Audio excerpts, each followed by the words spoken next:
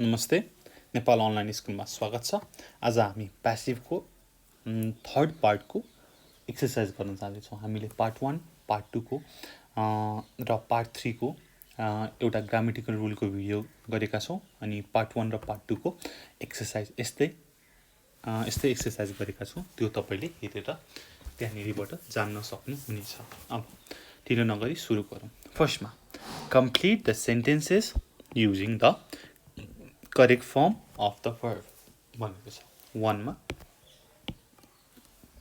I tried to contact Tom. I called his office but I was told मलाई भनियो I was told that he was in a meeting. यस्तै गरी अरु हामी गरौँ।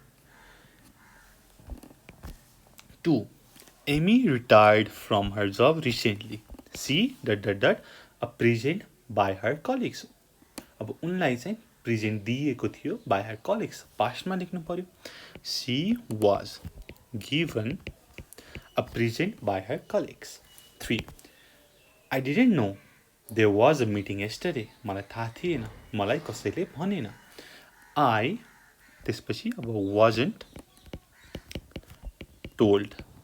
Telco told about it. I wasn't told about it. 4 Sarah's salary is very low. I don't understand why ... so little. Why she अब यो प्रेजेन्टमा छ is pay को paid. I don't understand why she is paid so little. 5 You will need to use this machine. Have you ... how it works भनेको छ हैन। Have you been अब been passive छ shown so को shown how it works. 6 I had an interview for a job recently. It wasn't easy.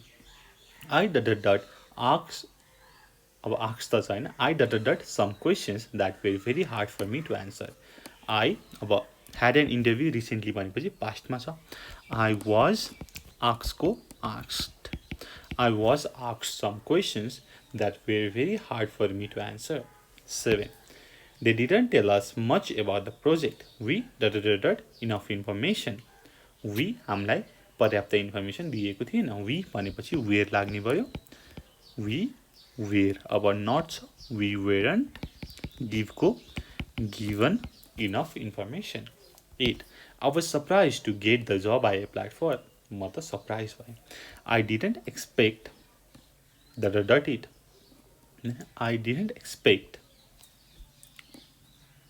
to be offered it. I didn't expect to be offered it. यस्तै गरी सेकेन्डमा गरौँ। सेकेन्डको के छ त भन्दाखेरि complete the sentences using being plus following verb. अब being plus following verb गर्नु पर्यो।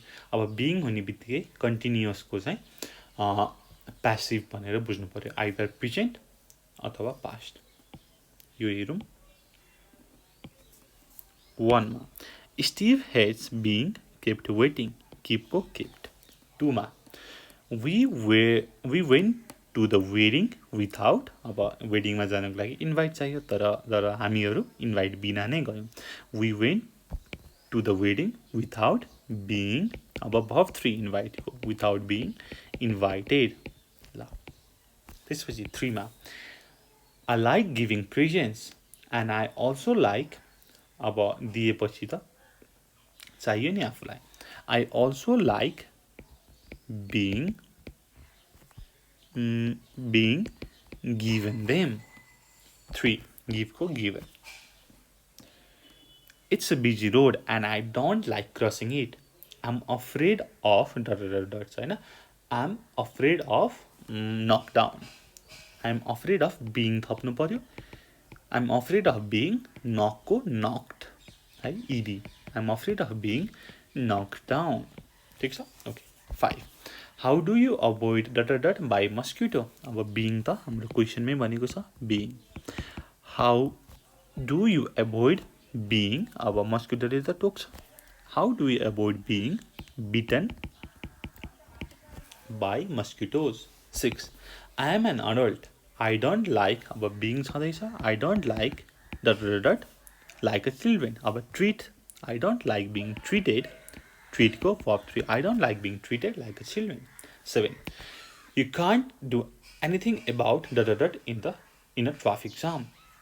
You can't do anything about being stick को verb 3 stuck. You can't do anything about being stuck in a traffic jam. अब यस्तै गरी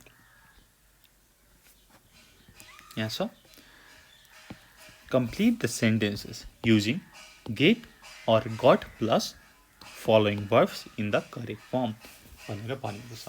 अब get अथवा got लाउनु पर्यो प्लस अब यो माथिबाट छिकेर हामीले गर्नु पर्यो।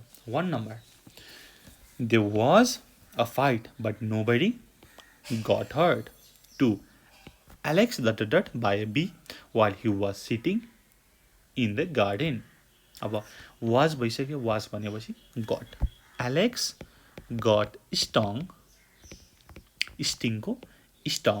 by a bee while he was sitting in the garden. 3, This tennis course don't ... very often. Not many people want to play here. This tennis court don't अब use हुँदैन, don't get used very often. Not many people want to play here. 4, I used to have a bike but it ... a few months ago. पहिला थियो अहिले छैन भनेपछि माथि हेरौँ त स्टिल भयो भनेपछि अब few month अगाडि स्टिल भएको भनेपछि पास्टमा जाने भयो भनेपछि स्टोल हुने भयो हैन। इट गट स्टोल पनि हैन verb 3 लाग्ने भयो अब stolen. It got stolen a few months ago. 5, Rachel works hard but she doesn't ... very much. उसलाई चाहिँ अब धेरै पैसा पाउँदिन यहाँ पे छ but she doesn't get paid very much. यो त सबै प्रेजेन्टमा छ नि त, वर्क्स प्रेजेन्टमा यहाँनिर डजन्ट आइसक्यो, मैले फेरि गट लेख्न मिल्यो त मिलेन। Rachel works hard but she doesn't get paid very much. 6, Please pack these things very carefully. I don't want to I don't want anything to get broken. सबै प्रेजेन्ट टेन्समा छ। 7, People often want to know what my job is. मैले धेरै क्वेसनहरू सुनिरहेको छु, मलाई सोधिरहन्छन्। I get asked that question a lot.